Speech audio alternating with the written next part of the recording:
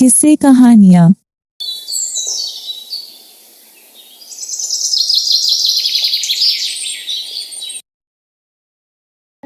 कंचनपुर नामक गांव में हरियाली और चहल पहल हमेशा बनी रहती। ये गांव सादगी और हरियाली से भरा हुआ था। उस गांव में मदन का एक गरीब परिवार रहता था। उसके परिवार में उसकी पत्नी लाली और एक 8 साल का बेटा था। मदन का अपना कोई खेती बाड़ी नहीं थी, इसलिए वह दूसरों के खेतों में मेहनत मजदूरी करके अपने घर का गुजारा चलाता था। इतनी मेहनत के बाद भी मदन 2 वक्त की रोटी जुटाने में असमर्थ था। सर्दी की ठंडी रात और दिसंबर का आखिरी दिन चल रहा था। सभी लोग अपने घरों में बैठकर नए साल की तैयारी में लगे हुए थे। उनके घर में उस दिन खाने के लिए कुछ भी नहीं था। लाली, ऐसा क्यों है कि मेरे इतने मेहनत करने के बाद भी मैं अपने बेटे को एक अच्छी कपड़े भी लेकर नहीं दे सकता हूँ, और ना ही तुम दोनों को अच्छी जिंदगी दे पा रहा हूँ। मैं तो अपने घर में 2 वक्त की रोटी भी अच्छे से नहीं जुटा पा रहा हूँ। मैं क्या करूँ? मुझे कुछ समझ में नहीं आ रहा। ऐसा लगता है कि ये नया साल भी हमारा इसी तरह से गुजरेगा। अजी, आप ऐसी बातें क्यों कर रहे हो? हमारे पास जो भी है मैं उसमें बहुत खुश हूँ, और आप देखिएगा इस नए साल में हमारे साथ कुछ ना कुछ जरूर अच्छा होगा। हमें भगवान पर भरोसा रखना चाहिए, ऊपर वाला सब देख रहा है। उनका बेटा भूख से परेशान था, मगर माता पिता की बातें सुनकर वह चुपचाप सोने की कोशिश कर रहा था। तभी उनके दरवाजे पर एक गरीब बुढ़िया आवाज देती है। इस समय इतनी ठंड में कौन हो सकता है? जब मदन दरवाजा खोलकर देखा है, तब एक गरीब बुढ़िया उनके दरवाजे के पास खड़ी थी। बेटा, मैं इस गांव में भीख मांगने के लिए आई थी। मैं पास के गांव में रहती हूँ, मगर मुझे इस गांव में बहुत रात हो चुकी है और बहुत ज्यादा ठंड भी पड़ रही है। तो क्या तुम आज रात मुझे अपने घर में रहने दोगे? मदन गरीब बुढ़िया की बात सुनकर मन ही मन सोचने लगता है। मेरे पास तो इस टूटी झोपड़ी में मात्र एक ही कमरा है, और मैं इस बूढ़ी अम्मा को कहाँ रखूंगा? कुछ देर सोचने के बाद मदन ने बूढ़ी अम्मा से कहा, अम्मा, मैं एक बहुत ही गरीब आदमी हूँ। मेरे पास इस टूटी हुई झोपड़ी में मात्र एक ही कमरा है, और उस कमरे में मैं अपने पूरे परिवार के साथ रहता हूँ। अगर आपका मन हो तो आप हमारे साथ रात भर के लिए इस कमरे में रह सकती हैं। हाँ बेटा, मुझे कोई दिक्कत नहीं है, बस मुझे रात भर के लिए आसरा चाहिए। बूढ़ी अम्मा जब घर के अंदर आई तो उसने अपने थैले को एक कोने में रख दिया और सोनू से कहा, अरे बेटा, तुम अभी तक जाग रहे हो? तुम्हें भूख लगी है ना? आओ देखो बेटा, मैं तुम्हारे लिए क्या लाई हूँ। बूढ़ी अम्मा ने अपनी थैले से थोड़े फल और अच्छे पकवान निकाले और सोनू को दे दिया। बेटा, यह मेरी तरफ से तुम्हारे लिए एक छोटा सा तोहफा होता है। काफी रात हो चुकी थी। सभी लोगों ने बूढ़ी अम्मा के लाए खाने को खाया और अपने अपने स्थान पर सो चुके थे।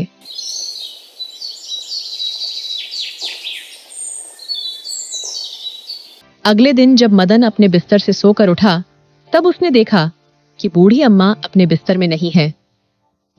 उनका थैला वैसे ही एक कोने में पड़ा हुआ था। थैले में बहुत सारे पैसे थे। थैले को हाथ में लेकर मदन दौड़ते हुए बूढ़ी अम्मा को ढूंढने के लिए निकल जाता है। बूढ़ी अम्मा गांव के बाहर निकल चुकी थी और वह अपने रास्ते से जा रही थी। मदन दूर से ही बूढ़ी अम्मा को आवाज देता है, अम्मा, अरे ओ अम्मा, आपका थैला यहीं रह गया है। बूढ़ी अम्मा वहीं रुक गईं और उन्होंने पीछे मुड़कर देखा। बेटा, ये पैसा मैंने किसी नेक इंसान के लिए जमा करके रखा था, और तुम एक भले और ईमानदार इंसान हो। तुमने मुझ बूढ़ी भिखारी को अपने घर में रहने दिया और मान सम्मान दिया। इससे मेरा दिल बहुत ही खुश है, इसलिए यह पैसा मैंने तुम्हारे लिए ही छोड़ दिया था। बेटा, तुम इस पैसे को किसी अच्छे काम में उपयोग करना। अगर तुम इस पैसे को अच्छे काम के लिए उपयोग करोगे तो ये पैसे दोगुने होते जाएंगे। नए साल की पहली किरण मदन के लिए बहुत ही खुशियों भरी थी। मदन घर आकर ये सारी बातें लाली को बताता है। आखिर बूढ़ी अम्मा ने हमें इतने सारे पैसे क्यों दिए? जो भी हो, इस बुरी स्थिति में बूढ़ी अम्मा ने आकर हमारी सहायता की है, इसीलिए वह हमारे लिए किसी भगवान से कम नहीं थी। फिर मदन और लाली ने मिलकर यह फैसला किया कि इस पैसे से वह गांव में एक छोटी सी दुकान खोलेंगे, जिससे उनके घर में 2 वक्त का खाना आ सके और उनके बच्चों को अच्छी शिक्षा मिले। कुछ ही दिन बाद उन्होंने गांव के बाजार में एक छोटी सी राशन की दुकान खोली। धीरे धीरे मदन की राशन की दुकान अच्छी खासी चलने लगी। गांव वाले धीरे धीरे मदन की दुकान से ही राशन खरीदने लगे। ऐसा ही कुछ समय बीत जाता है और मदन की आमदनी बढ़ती गई। गांव वाले भी मदन की मेहनत और ईमानदारी से खुश थे और उसे बहुत पसंद करते थे। सब कुछ अच्छा चलता रहा और कई महीने बीत गए। मदन की दुकान के बगल में एक और राशन की दुकान थी। उसे दुकान के मालिक का नाम शंभू था। शंभू को मदन की तरक्की देखकर बहुत जलन होती थी। वह हमेशा मदन का बुरा करने की सोचता रहता था।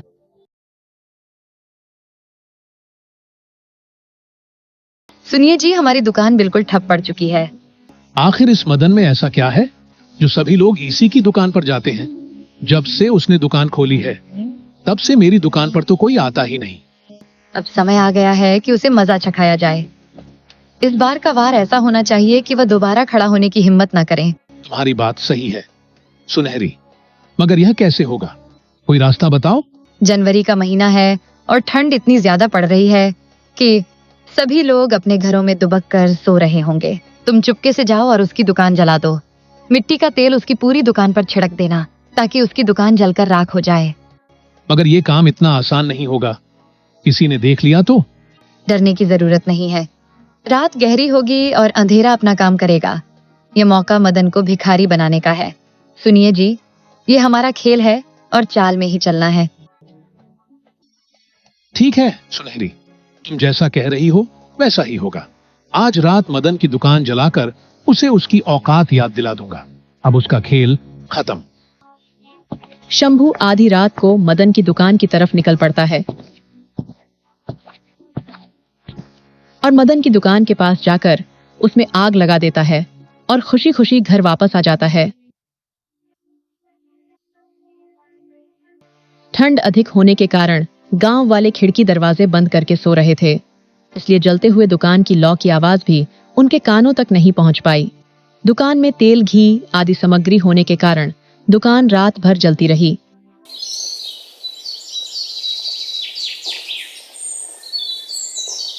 अगले दिन जब सुबह हुई तो मदन अपनी दुकान की तरफ निकल पड़ा। जब वह अपनी दुकान के पास पहुंच गया तो उसने देखा कि उसकी दुकान पूरी जलकर राख हो गई है।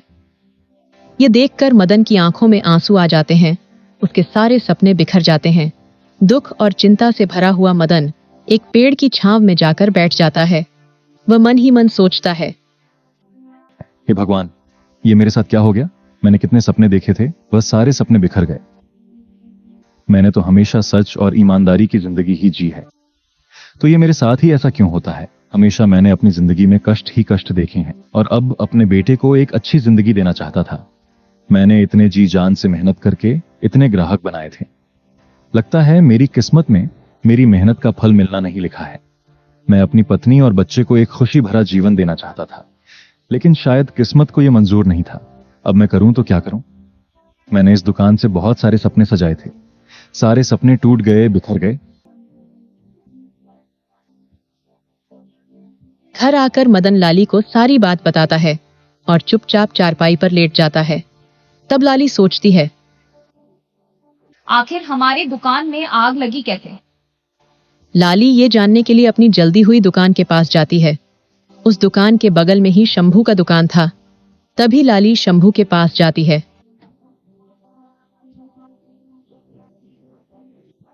शंभू भैया, क्या आपको पता है कि इस दुकान में आग कैसे लगी?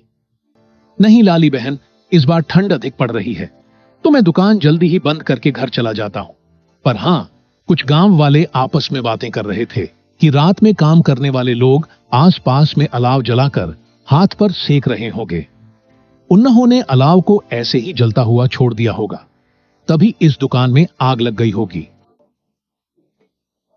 फिर लाली घर आती है और अपने पति को हिम्मत बांधते हुए कहती है, अजी आप चिंता क्यों करते हो? हमने किसी का कभी बुरा नहीं किया है, तो हमारे साथ भी बुरा नहीं होगा। अभी हमारे दुख के दिन चल रहे हैं तो ऐसा हमेशा थोड़े ना रहेगा। एक दिन हमारे सुख के दिन भी आएंगे और ये दुख के बादल भी छट जाएंगे। मगर लाली, हमें कुछ भी करने के लिए पैसों की जरूरत होगी। वह पैसे हम आखिर कहां से लाएंगे? आप चिंता मत करो, मेरे मन में एक बात चल रही थी। क्यों ना आप जमींदार साहब से थोड़े पैसे उधार मांग लो, हम फिर से कुछ ना कुछ कर ही लेंगे। अच्छा ठीक है भाग्यवान, कहीं ऐसा ना हो कि घर में जो थोड़ा बहुत पैसा है वह भी चला जाए। सुनिए जी, आप चिंता मत कीजिए। अभी देखिए, सर्दियां भी चल रही हैं। इन सर्दियों में हमारे तिल के लड्डू खूब बिकेंगे। लोग बड़े ही चाव से तिल के लड्डू खाएंगे। इन सर्दियों में तो हम जमींदार के पैसे बहुत ही आसानी से चुका देंगे। अच्छा ठीक है, कल जाकर देखता हूँ क्या होता है। अभी तो शाम हो गई है।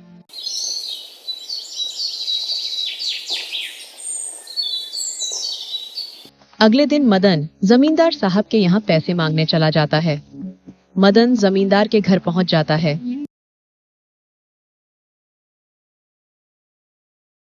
जमींदार स्वभाव से बहुत ही कठोर और निर्दयी था।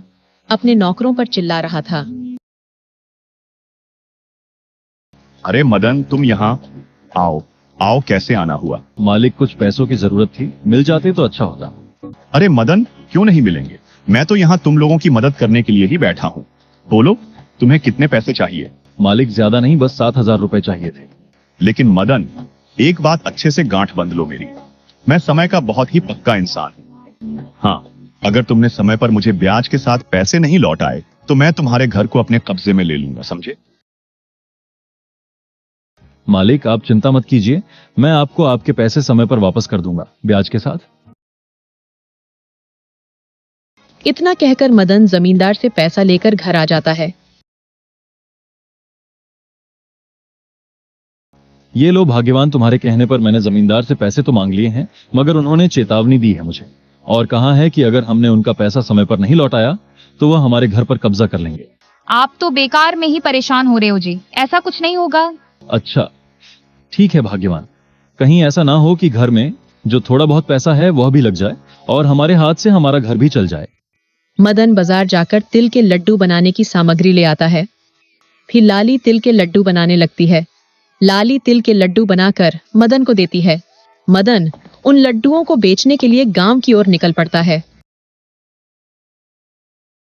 तिल के लड्डू ले लो, तिल के लड्डू, एक बार खाओगे तो बार बार मांगोगे। बिहार के मशहूर तिल के लड्डू ले लो भैया, तिल के लड्डू।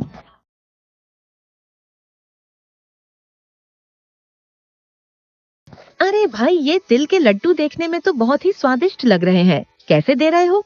20 रुपए का एक पाव है बहन जी। बोलो बहन जी, कितने दे दूं? अच्छा ठीक है भाई, मुझे 500 ग्राम दे दो।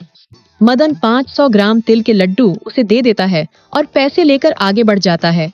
धीरे धीरे करके मदन के सारे तिल के लड्डू बिक जाते हैं और मदन घर वापस आ जाता है। अरे ओ भाग्यवान, जरा एक गिलास पानी तो देना, आज मैं बहुत थक गया हूँ। जी अभी लाई। क्या हुआ जी, कुछ तिल के लड्डू बिके या नहीं? नहीं लाली, कुछ भी नहीं बिका और मैं तो आज बहुत ही ज्यादा थक गया हूँ। अजी, आप ठीक ही कह रहे थे कि हमारे तिल के लड्डू नहीं बिकेंगे। अब तो हमारे पास ज्यादा पैसे भी नहीं हैं। अब हम क्या करेंगे? अरे वो भाग्यवान, कुछ तिल के लड्डू नहीं बल्कि सारे तिल के लड्डू हाथों हाथ बिक गए हैं। क्या सच में आप सच कह रहे हैं कि हमारे सारे तिल के लड्डू बिक गए हैं? हाँ सच में, लाली लोगों को हमारे दिल के लड्डू इतने पसंद आए हैं कि हमारे सारे तिल के लड्डू झट से बिक गए। हाँ, ये लो पैसे, इसमें से कुछ पैसे घर खर्च के लिए रख दो और कुछ पैसे हम फिर से तिल के लड्डू बनाने के लिए सामग्री खरीद लेंगे। लाली उन पैसों को संभाल कर रख देती है और फिर अगले दिन और ज्यादा तिल के लड्डू बनाकर मदन को बेचने के लिए देती है और मदन उन तिल के लड्डुओं को बेचने के लिए पास के गांव में निकल जाता है। बड़ी दूर से आए हैं, प्यार का तोहफा लाए हैं, अपना लोया ठुकरा दो भैया, हम तो तिल के लड्डू लाए हैं। मदन ऐसे ही आवाज लगाते हुए लड्डुओं को बेच रहा था। अरे ओ तिल के लड्डू वाले, मैंने सुना है कि तुम्हारे तिल के लड्डू बहुत स्वादिष्ट हैं। मुझे भी 5 किलो अपने यह तिल के लड्डू दे दो, जरा मैं भी तो देखूं तुम्हारे यह तिल के लड्डू कितने स्वादिष्ट हैं। मदन उस आदमी को तिल के लड्डू दे देता है और उससे पैसे लेकर आगे की ओर निकल जाता है। धीरे धीरे उसके सारे तिल के लड्डू बिक जाते हैं और जैसे ही शाम होती है मदन घर आ जाता है। अरे ओ भाग्यवान, हमारे तिल के लड्डुओं की तो बहुत ही चर्चा हो रही है। अब मेरे जाते ही मेरे सारे तिल के लड्डू झट से बिक जाते हैं। लाली यह बात सुनकर बहुत ही खुश होती है। जनवरी का महीना था और सर्दियां भी अपने चरम पर थीं। मदन और लाली आपस में बातें ही कर रहे थे। तभी गांव का जमींदार उनके पास आता है। सुनो मदन, मेरी बेटी की शादी होने वाली है और मैं बारातियों के स्वागत में कोई भी कमी नहीं रखना चाहता। मैंने तुम्हारे तिल के लड्डुओं की बहुत ही चर्चा सुनी है। क्या तुम मुझे तिल के लड्डू बनाकर दे सकते हो? जी मालिक, क्यों नहीं, आपको मैं जल्दी ही तिल के लड्डू बनाकर दे दूंगा। ठीक है मदन, मैं तुम्हें सिर्फ आज का समय दे रहा हूं। मुझे जरूर तिल के लड्डू बनाकर दे देना। ये सारी बातें शंभू और उसकी पत्नी छुपकर सुन रहे थे। हमेशा इस मदन को कमाई का कोई ना कोई जरिया मिल ही जाता है। मुझे इस बार ऐसा कुछ करना होगा कि यह मदन पूरे गांव में बदनाम हो जाए। शंभू और उसकी पत्नी मदन की इतनी तरक्की देखकर बहुत ही जलते थे और वह इसी खुराफात में थे कि लाली तिल के लड्डू बनाए। इधर लाली ने ढेर सारे तिल के लड्डू बनाकर तैयार करके अपने रसोई घर में रख दिए थे। तभी शंभू और उसकी पत्नी चुपके से उसके घर में घुसकर सारे तिल के लड्डू चुरा लेते हैं। जैसी ही सुबह होती है और लाली रसोई घर में जाती है तो उसे वहां एक भी तिल के लड्डू नहीं दिखते हैं। यह देखकर लाली बहुत ही घबरा जाती है और सारी बात मदन को आकर बताती है। हे भगवान, ये क्या हो गया? भला ऐसा कैसा हो सकता है? मैं अभी जमींदार जी के घर जाता हूँ और उन्हें कहूंगा कि बस हमें आज भर का समय और दे दीजिए। इतना कहकर मदन जमींदार के घर की ओर निकल जाता है। मालिक, आपको देने के लिए तिल के लड्डू मैंने रात में ही बना लिए थे, लेकिन मेरे घर से सारे तिल के लड्डू चोरी हो गए हैं। आप मुझे बस आज दिन भर की समय दे दीजिए, मैं आपको शाम तक लड्डू बनाकर दे दूंगा। ठीक है मदन, मैं तुम्हें सिर्फ आज का समय दे रहा हूं। मुझे जरूर तिल के लड्डू बनाकर दे देना। ठीक है मालिक, आप चिंता मत कीजिए, मैं आज शाम होने से पहले ही आपको तिल के लड्डू बनाकर पहुंचा दूंगा। जब मदन जमींदार के घर से वापस आ रहा था तब वह देखता है कि शंभू का बेटा घर के बाहर बैठकर तिल के लड्डू खा रहा है। यह देखकर मदन सोचता है, शंभू ने तो मुझसे कभी भी तिल के लड्डू नहीं खरीदे, तो फिर उसका बेटा तिल के लड्डू कहां से खा रहा है? मदन उस बच्चे के पास जाता है और उससे पूछता है, बेटा तुम ये तिल के लड्डू कहां से खा रहे हो? ये तिल के लड्डू तो मुझे मेरे पिताजी ने दिए हैं और हमारे घर में बहुत सारे तिल के लड्डू रखे हुए हैं। मदन को ये बात समझ में आ गई कि उसके तिल के लड्डू शंभू ने ही चुराए हैं और उसने घर आकर ये सारी बात अपनी पत्नी को बताई। तब लाली ने मदन से कहा, अजी आपको जमींदार जी के पास जाना चाहिए और ये सारी बात जमींदार साहब को बताना चाहिए। अब वही हमारी मदद कर सकते हैं। फिर मदन मुखिया जी के घर जाता है और उन्हें सारी बात बताता है। जमींदार साहब अपने नौकरों के साथ शंभू के घर जाते हैं और उसके पूरे घर की तलाशी लेते हैं। तुम लोग घर के अंदर जाओ और अच्छे से तलाशी लो। तलाश के दौरान शंभू के घर से ढेर सारे तिल के लड्डू मिलते हैं। आखिर तुमने मदन के तिल के लड्डू क्यों चुराए? मुझे माफ कर दीजिए जमींदार साहब, मेरे अंदर जलन की भावना आ गई थी। मदन इतनी तेजी से आगे बढ़ रहा था कि मुझे देखा ना गया। मदन की दुकान मैंने ही जलाई थी क्योंकि इसकी दुकान पर भीड़ लगी रहती थी और मेरी दुकान पर एक भी ग्राहक नहीं आते थे। तुम इतनी आसानी से माफी मांग रहे हो, ये माफ करने वाली बात नहीं है। तुम्हें सजा तो जरूर मिलेगी। फिर जमींदार ने शंभू और उसके परिवार को गांव से निकाल दिया। शंभू को उसके किए की सजा मिलती है और मदन जमींदार से लिया हुआ कर्ज भी चुका देता है और खुशी खुशी अपना जीवन बिताने लगता है। दोस्तों, अगर आपको वीडियो पसंद आया हो तो लाइक और शेयर जरूर करें। चैनल को सब्सक्राइब करना ना भूलें और बेल आइकन दबाएं ताकि आप हमारी हर नई कहानी सबसे पहले देख सकें। मिलते हैं अगली मजेदार कहानी में।